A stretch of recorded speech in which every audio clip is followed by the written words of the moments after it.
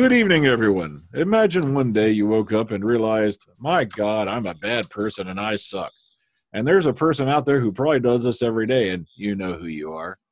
Um, and, imagine you find out, and you're a strong believer in the afterlife that, oh, look, somebody took Monopoly to the next level because you have the get out of hell free card. Well, that's one of the big things about Suicide Squad, Hell to Pay. Interesting animated feature. So, moving on, radio edit. Oh, well, it's more R-rated, isn't it? Yep. So, let's go ahead and hear your guys' thoughts, feelings, and we'll all touch our tender insides about Suicide Squad, Hell to Pay. Let's start at the top. Let's start with Kevin. Well, you guys can hear me, right? Yes. Yes, Okay. unfortunately. Well, go. You know what you can do. Yeah. When I saw this, well, I wasn't really interested when I saw the trailer, but I saw then some clips on YouTube that was called Deadshot is shooting Professor Zoom, and I was like, wait, what? So then I asked my friendly neighborhood London near of Mr. Archer to give me his review on the movie, and I decided to watch the movie myself, and man, it was a good time. I like it just like the Batman one when Batman was the main character, but Amanda Waller is thinner.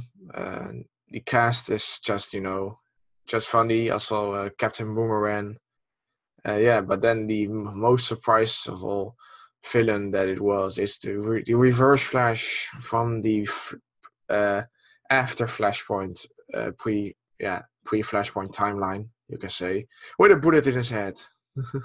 So yeah, they had to explain it on a DC way that anybody probably can understand. But yeah, that's probably for now. Or else I'm giving too much away. Don't worry about it. So yeah, that's my short half review of it. All right.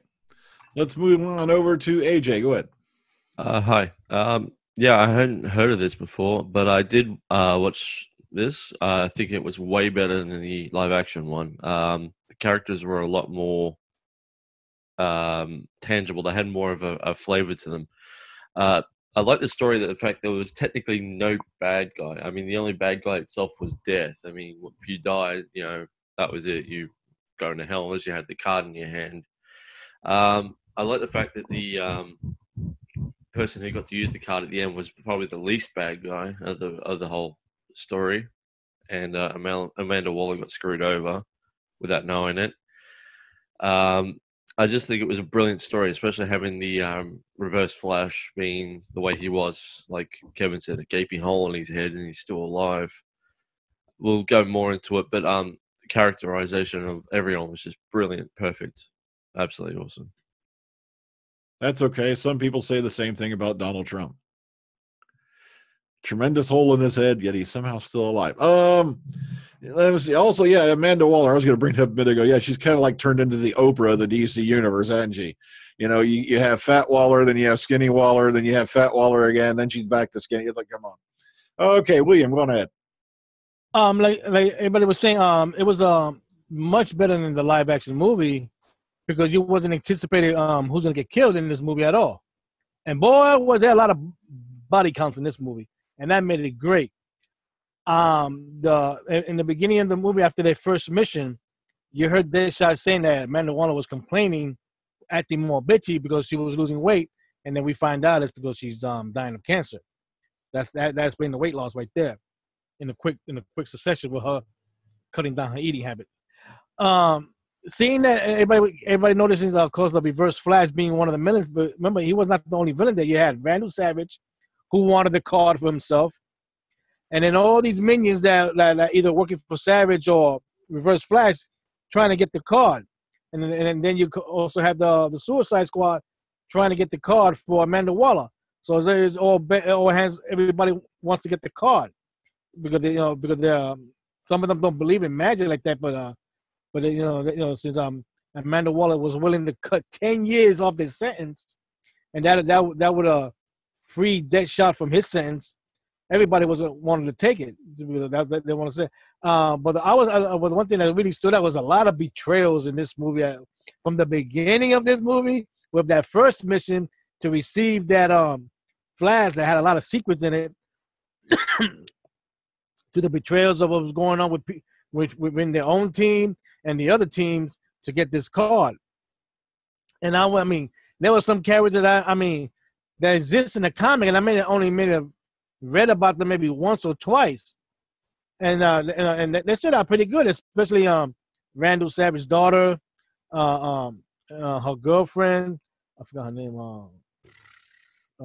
Knockout, and she's from Apocalypse.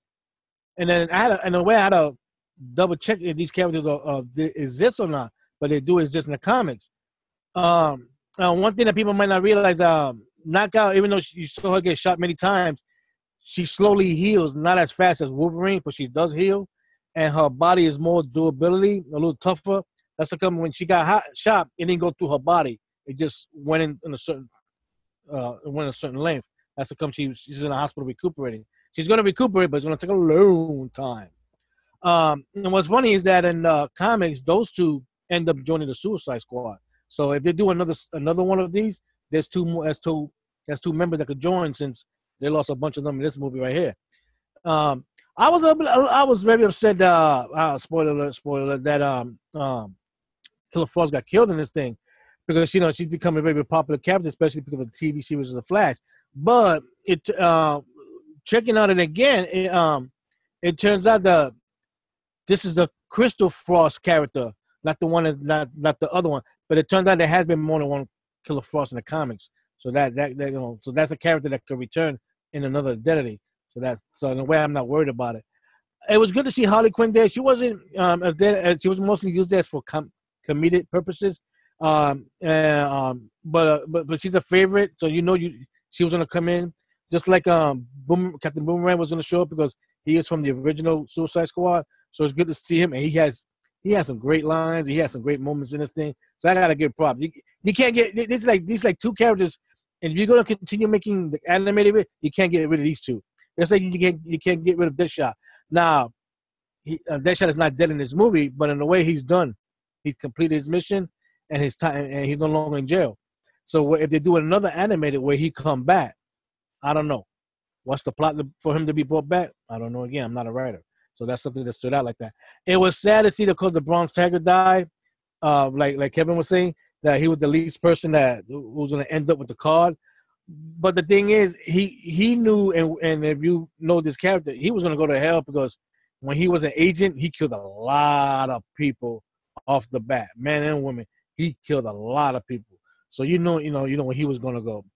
So in a way, everybody there is a bad guy. There's no really good guy. Even Amanda Waller is not a good guy, because nobody wants her to get the card. That's how much they hate her. So that's what made this movie such a great movie.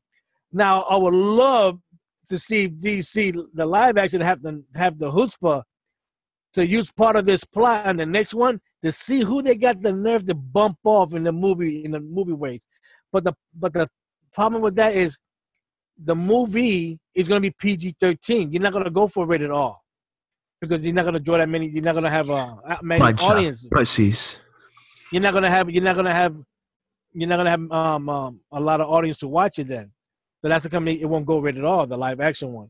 But I would like to see them have the chutzpah to go up on that. And because think about it, so far we had a Deadpool movie that was rated R, and it made a lot of money, because there wasn't any held nothing back. So if they could do that with Suicide Squad, I tip my hat on that. We're gonna talk about some of the other characters that I didn't mention like that, just to give other people do the introductions. I'll be back in a little while. Okay.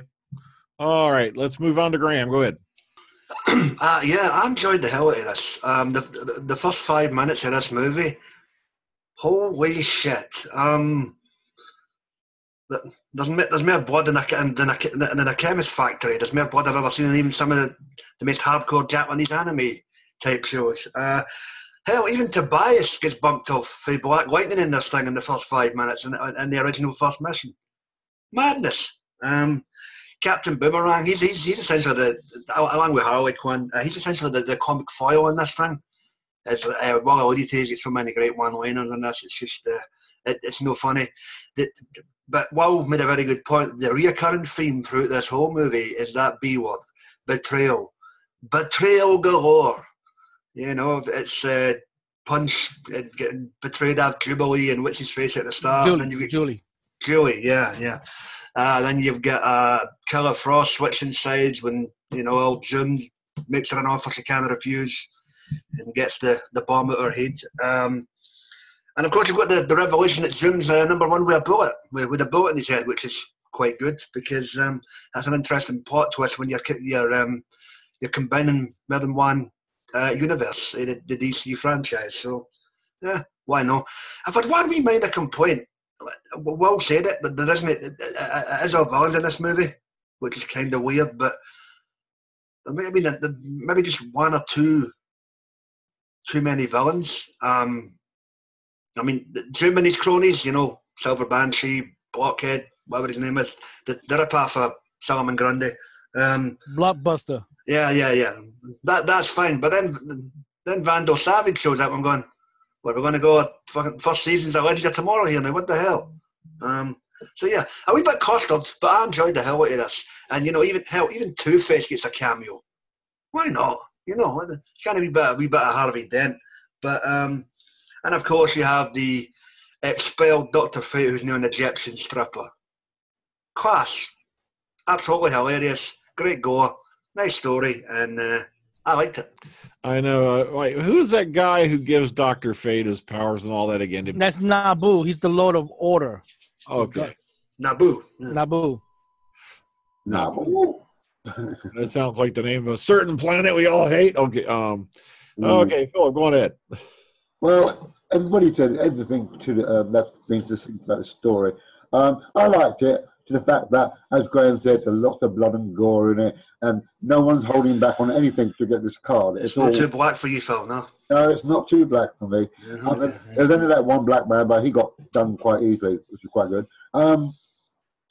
You know what? My favourite character was Killer Frost. She kind of sold it up for me. I liked the way she was in this cartoon or animation. So I was quite cool at looking at her. What did you say, Graham? That bloke from Black Panther? Black Lightning, Tobias, right at the beginning. Yeah, Tobias. I was surprised to see him too. I know you lot spoke about it before, but I didn't trigger until when I watched it earlier on. I thought, oh, there he is. It lasted all but 3 minutes. Yeah. Yeah. Now, William, correct me. The girl with the adamantine blades, is that Weapon X? No, that's Marvel character. That's the one with the claws. That's Scandal Savage. That's Vandal Savage's daughter. And that claws is not adamantium. That's Marvel owned. So that's okay, so in a way it was perceived from my point of view that she was also like Wolverine. Okay, House of Mouse wants money off you, Phil. Well done. Thank you very much. But overall, yeah, it's a good story. Deadshot. Now, William, you said that what could Deadshot do after all this palaver? Was he not halfway looking for his daughter or somebody halfway through this? He found her at the end. He found her in the end. He waited for her in the car. I'm sorry, I must have skipped that for some reason. But the ending? God, Jesus. I didn't skip it. I must have not see it properly. But overall, the story was good. I enjoyed the hell out of it, as Graham was saying. And, give me more of that. Thank you very much. That's one thing DC does have that's pretty damn good is their animated features. And it's just, if only they took their animated feature scripts and made them live action scripts, but it's what the hell's going on there? Okay, let's take a look at the cast real quick. Okay. Now the reason why the movie isn't too black for Philip because Deadshot is now white again. Yeah, there you go. Yeah. Well, if you notice, he looks a little mix in the anime. He looks a little mix. Yeah, played by Christian Slater, the pump up the volume guy, and also there you go, yeah, and a few other things there back in the day. He was one of them teenage heartthrob type actors way back when. See, Amanda Waller's Vanessa Williams, Billy Brown doing Bronze Tiger, Liam McIntyre as Captain Boomerang, Harley Quinn, of course, Tara Strong, who's been around for a long time in the voice acting community. Kristen Bauer Van Straten, who a lot of people remember as Pamela from First Blood. Gideon Emery. C. Thomas Howell was Professor Zoom. I didn't see that happening. Here's a guy who's well known around Hollywood and whatnot. Vandal Savage and Vertigo are both done by Jim Peary. Scandal Savage, Danya Ramirez, Blockbuster, Tobias Whale, and Black Manta, all done by Dave Fennoy. See, Steel Maxim, Mr. Stripper with a Finks That's the fate. tramp stamp. Yeah, a.k.a. Dr. Fate. And I just lost my place. Greg Gunberg, Two-Face, Dave Boat Punch, Trevor Duvall, Knockout, Sissy Jones, Shaman Smith, Silver Banshee, a.k.a. also Julie, played by Julie Nathanson. All right, James Urbaniak doing Professor Pig, that weirdo. And then I forgot about Professor Pig. I forgot about him. Now, I got to ask about Professor Pig. What the hell's his deal? Yeah. He's like he is a doctor, but he's very nutsy. He's very nutty because he won't use anesthetic or nothing like that. And then in one of the comics, he actually took Joker's face off, the skin off, and the Joker had a almost like staple it the way you saw Jerome does it in Gotham, like that. He did that in the comic. And Professor Pig is a very nutty character. Oh, he's a very strange character because I had a side mission in Arkham City when you had to stop him, and yeah, that's when I met him, the bloke. But yeah, he's a very strange character. Like no anesthetics. I'm like, come on, creepy ass dude. Yeah, bring home the bacon. Another interesting cameo to note, of course, was Flashpoint Batman.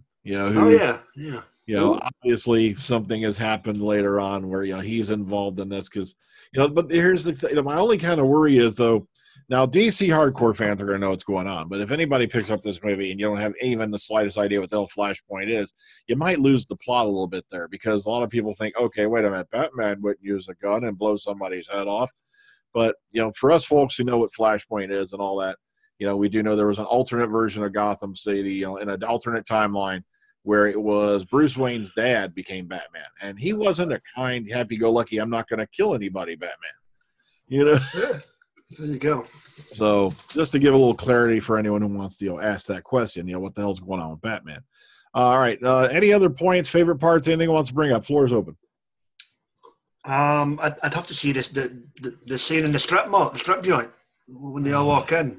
Harley Quinn right into the back, trying to get frisky with the strippers. She get killed off right away. She has her needs. She has her needs. She has her needs. I was kind of pissed that they did the kill off Killer Frost as well, but while it takes Crystal, it's no Emma, so it's no big deal. So I'll let that one slide. Yeah, this isn't Danielle Pennebaker Crystal Frost from the Flash TV show. No, this is somebody else. It's Crystal Frost, not the other one. Yeah. I don't read the comics very lately. I've only read and saw the movie Flashpoint, the animated feature one and the comic. So, but one of my favorite moments is that the Reverse Flash isn't as fast as he really is. Well, he was there on borrowed time. Yeah. He's supposed to have been dead.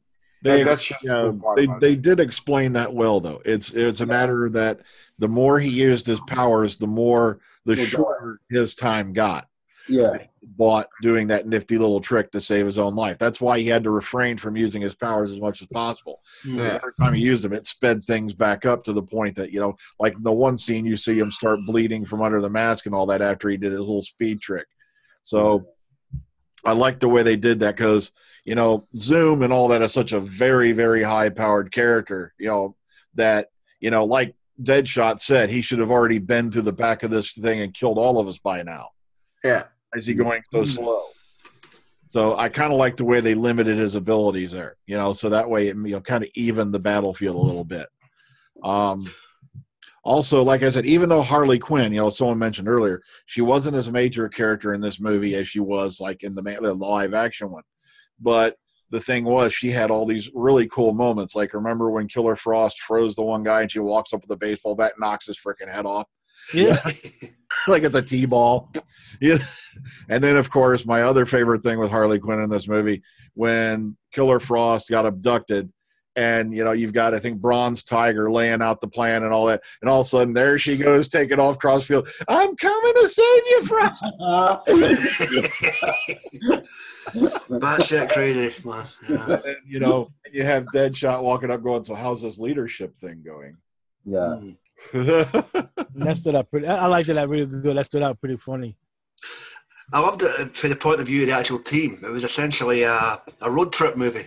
They're going across the country in this mad bus, and they're all taking turns driving, and they can't stand one another. Yeah, It's like, They got tired. They got tired of eating the nuggets, man. They got tired of that. yeah, you know. Yeah, So. the Dr. Fate, that stripper was Dr. Fate. I was like, wait, what the?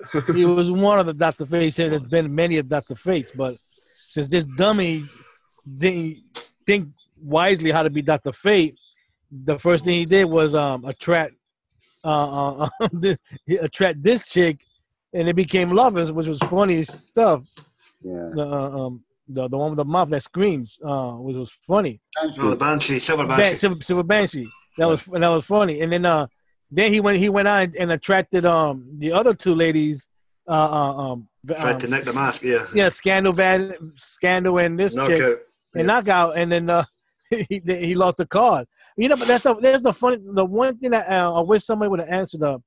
How did Amanda Waller and these other characters knew about this card? Because he because the way he was saying it, he only saw the card there and just knew what it and had to check in the book what it does. So he didn't tell nobody about it. That how these other people knew about this get out of hell card. That's what. Who? Google. No. Doesn't work like that.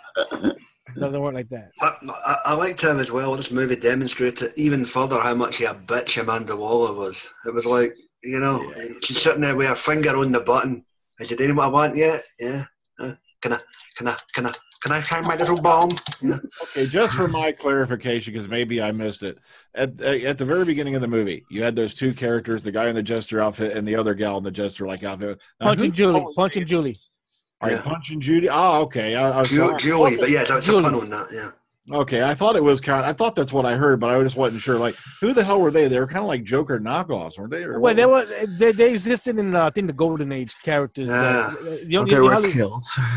They were red kills. Yeah. That's what they were worshiped. I was shocked to see. I wish they would have said that Julie was controlled by Count Vertigo to betray the team because he had that power to control mind. I wish they would have done that, but the way it made it look like all these years these two couples were together, all of a sudden she's going to betray the team and betray her husband. Like, weird. That's weird. Yeah, they get jacked up in prison. And then his bum in his neck blew. Yeah, that's why I liked. Yeah, I did like the Punch's abilities there. All you had to do is throw that thing, and he could like puppet master somebody and crap. You know, that was cool. Yeah. And then you had Julie with that damn thing that's like slicing the shit out of everything. It's like wow, cuts that one dude up like frickin' sushi. I hope that when these two got bumped off by Amanda Waller, that she told Deadshot to pick up that stuff, but you could get two new people to take their spot. Oh well, I also loved the Deadpool. Sorry, Wonder Woman. That shot part, when he wants to see her daughter, but he can't, and then the team leader is attacking him. That's another one I want to ask you about. Bronze Tiger. That's a guy I've never heard of before. Has he been around? He's been around in comics. He's been with the League of Assassins and like Ray Shagoo. And then I think in the 70s, I gotta check on this. He was the dude that killed the original Batwoman, not Batgirl, Batwoman, the Cat King one. But of course not because of the rebirth and all that nonsense. And she's still alive now like that. But I haven't heard about. But like Amanda was saying, that he was one of the best martial arts fighters, hand-to-hand fighters, and all that. So I wish he didn't really get killed. I would have loved to see him come back and fight Batman hand-to-hand combat. That would have been a good thing to watch. Special shout out to my boy in this movie, man, Captain Boomerang. When they're escaping in the bus and he chucks a boomerang, ooh, right in the ghoulies. Yeah, he got him good. Bloody brilliant, man. He didn't want to get knocked out in this movie, though, right? But he didn't die. He just got KO. No, he got KO. He didn't get killed. Yeah. Yeah, but people were getting blown up left and right. Smashed up. His ice sculptures and. Just getting hammered to death by machine guns. It's like that's what I like about the animated features now that they've gone with the R-rated angle. They can really really let Yep. things go. They don't have to do the, oh, I got an idea, let's make it PG-13 bullshit. It's like, Yeah. I was shocked to find out that to control Killer Frost, that Copperhead got blown up. Like, wow, I was bugged out. Who's the snake guy? Copperhead. Oh yeah, sorry, yeah. Oh yeah, yeah. You mean at the end? Yeah. You know, in order for Amanda to get him, she sacrificed him to get Killer Frost. Like, wow. It's a good story. Like I said, I like the way it flowed, because everybody finds out what this thing is. It's like, I'm not really religious, but just in case. Yeah. In case they were right. Yeah. The thing is this, I could have saved Vandal Savage a lot of time. Why bother going to the trouble of getting Professor Pig and having this thing put inside you? Just do the classic Christopher Walken watch trick from Pulp Fiction.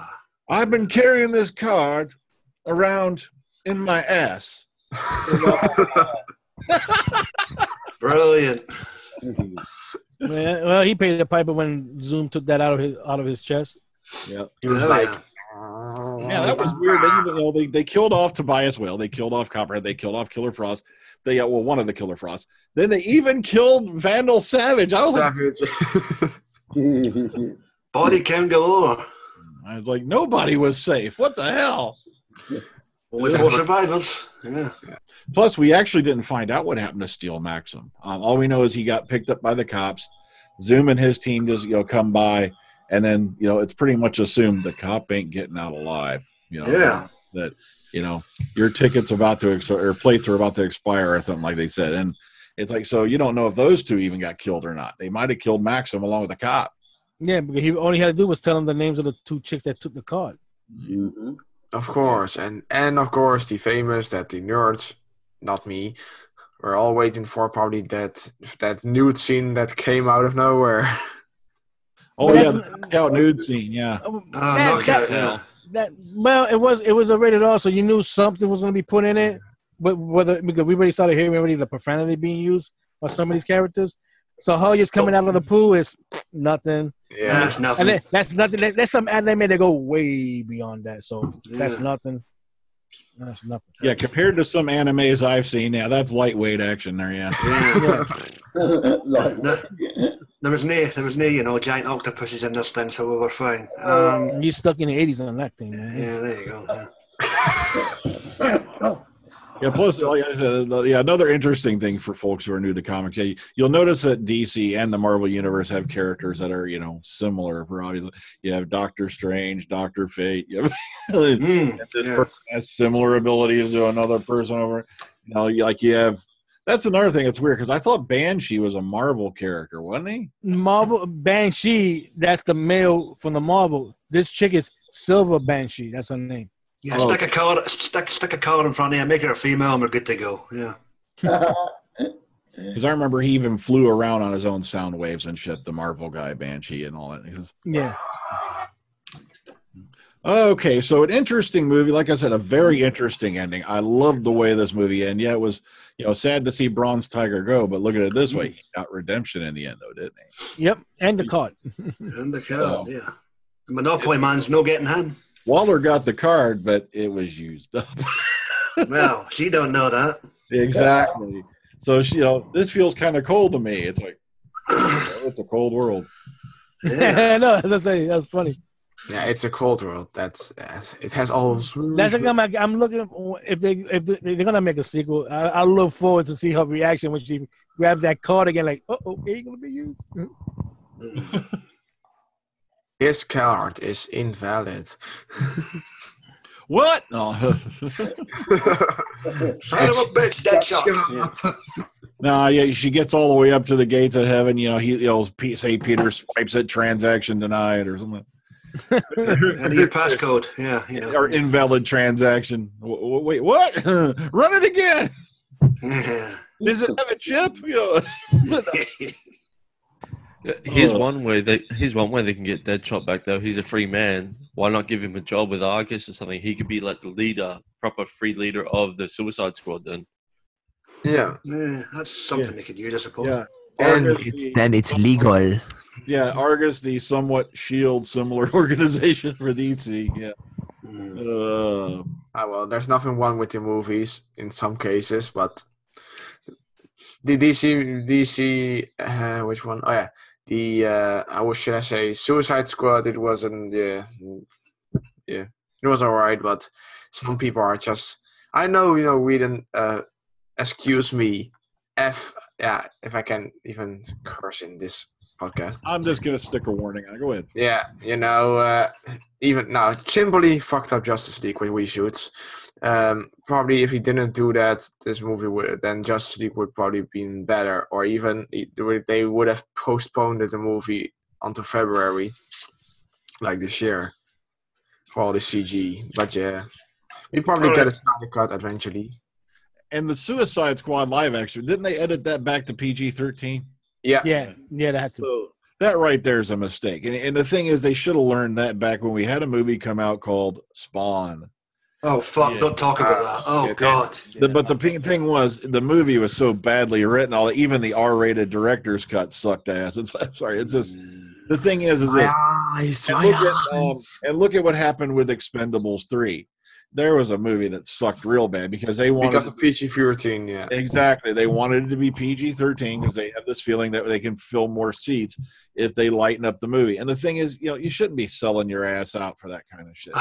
Ironically, they thought they could sell more seats if they made it PG-13 and they get looked 4 weeks early. So they never sold more seats anyway. Yeah, whatever. Yeah, I gotta give DC props because this is their 31st animated film that they've done. And almost a majority of them have been successful or has always been talked about in the internet like that, and it sells very well. And like you said, Freedom, that some of it is much better than the freaking live action movies that they made and spend a lot of money on.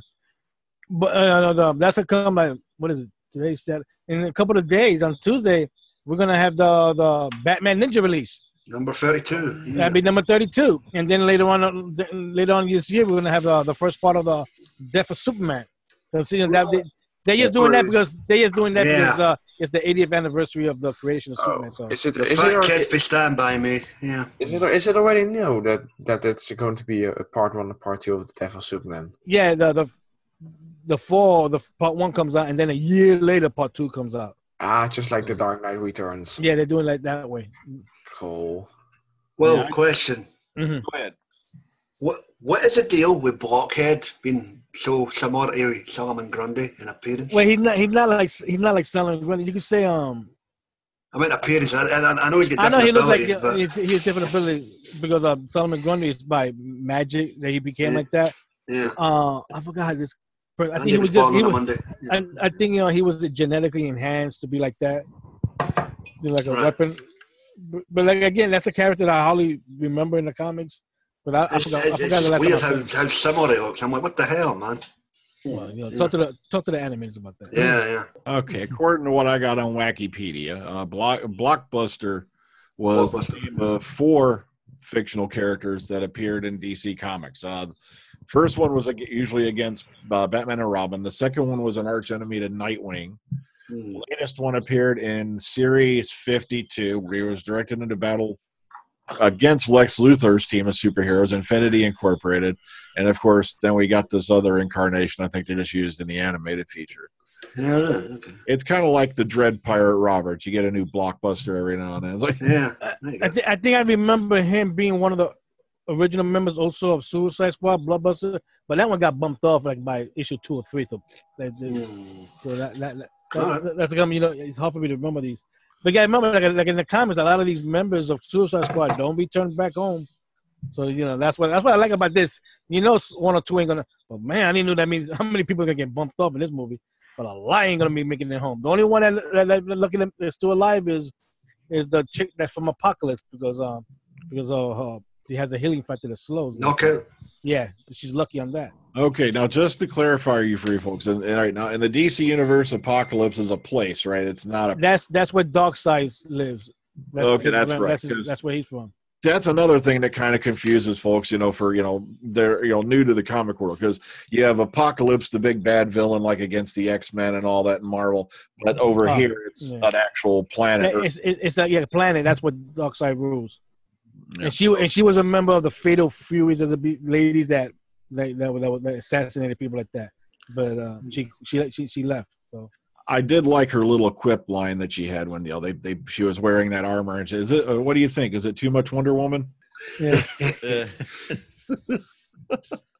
So that's another thing. Here's one thing that all gamers as well as comic book fans will know. For some reason, as a character gains in level and or levels up or goes further in their storyline, for some reason, as their armor gets modified on a female, it gets smaller. It's like, how is that working as armor when they're showing more and more skin? You mean Wonder Woman's thing?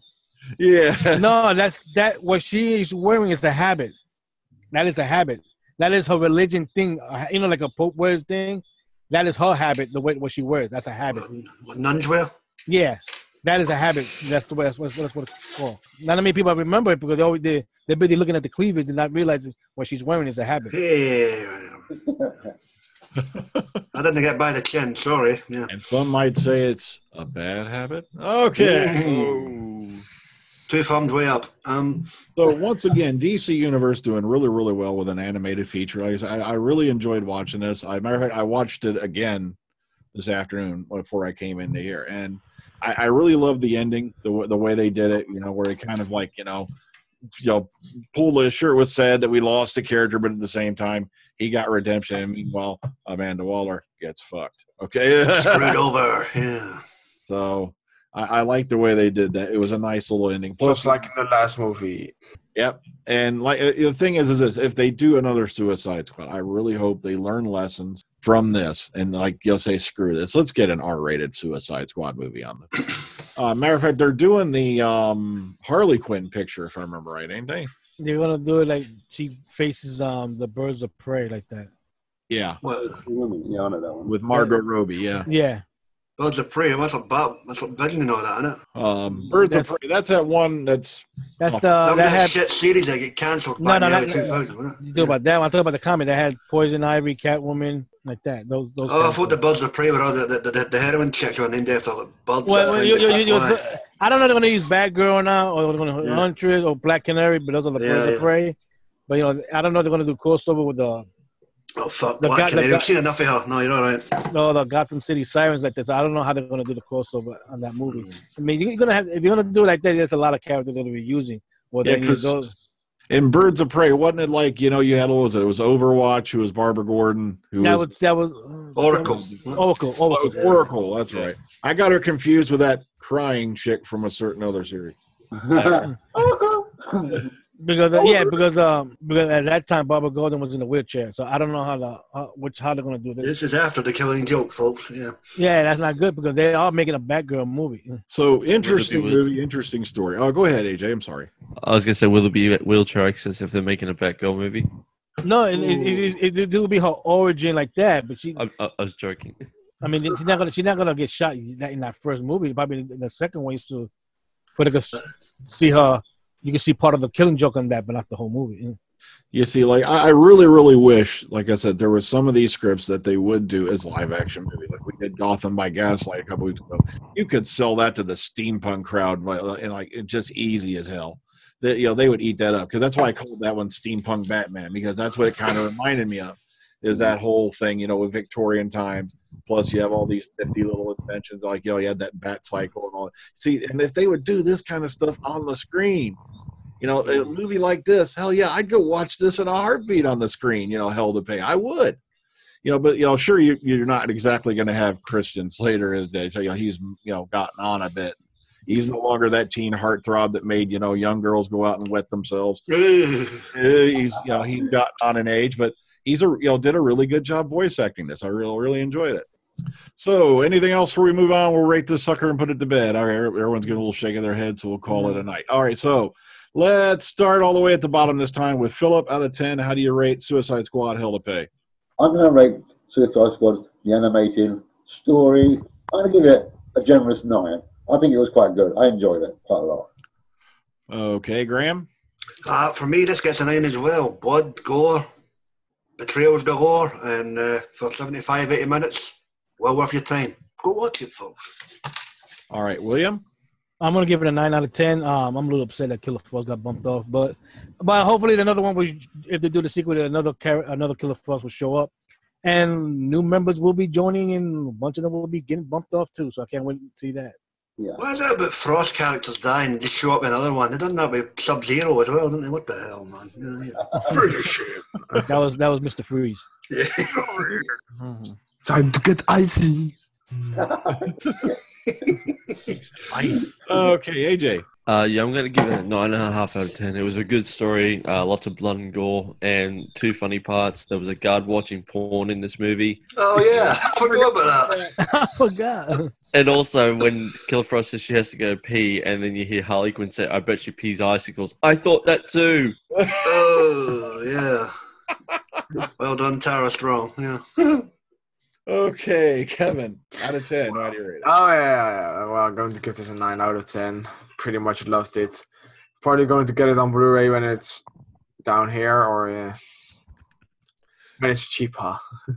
I'm definitely going to give this one a 9 myself. I really enjoyed watching the movie. It really did well. Like I said, the only reason I'm dropping a point is not because of the story or any of the characters. It's just the fact that if I were walking into this and I had absolutely zero knowledge, I would have no idea what the hell's going on with Flashpoint, Batman, or Doom, or any of that. But luckily, since we've all been watching a certain TV shows and all that, plus some of us have watched animated series. Like I said, I owned, like, maybe I can count on one hand how many comics I've actually owned in my lifetime with fingers left over. But thanks to animated series and movies and stuff like this and other TV series, I kind of got a gist of what's going on. So, you know, I got to drop a point just for that. You know, if you walk into this flat, you're not going to know what the hell's going on. I'll warn you that right off the bat. Okay, so really good scores across the bat. And, of course, next week, as I've already announced on Twitter, Facebook, and some other places, we're going to be doing a couple of Doctor Who-related episodes, which I know everybody likes. And we're going to go with one of my favorite things, which is called Pick 3. And what we're going to do is we're going to have members of the panel pick 3 villains from the classic series, and I may even allow ones from the modern, depends on who you pick, that you would like to see come back in the new series. And as bonus questions, like I said, if you want to do a little backstory or how the episode did, you can do that. Or you can say, look, this is how I think they would interact with the new Doctor, because we don't really know much because we haven't seen the new Doctor in action yet. So it's going to be a little speculation on that end. But I'm going to amuse to hear how you think it's going to work out. So that's what we're going to do. And then the following week, we'll just have to hang around to find out. How's that for a DTs? Yeah. So till then, everybody take care. Enjoy the rest of your weekend. Have a good one. Peace out. Bye, Condels.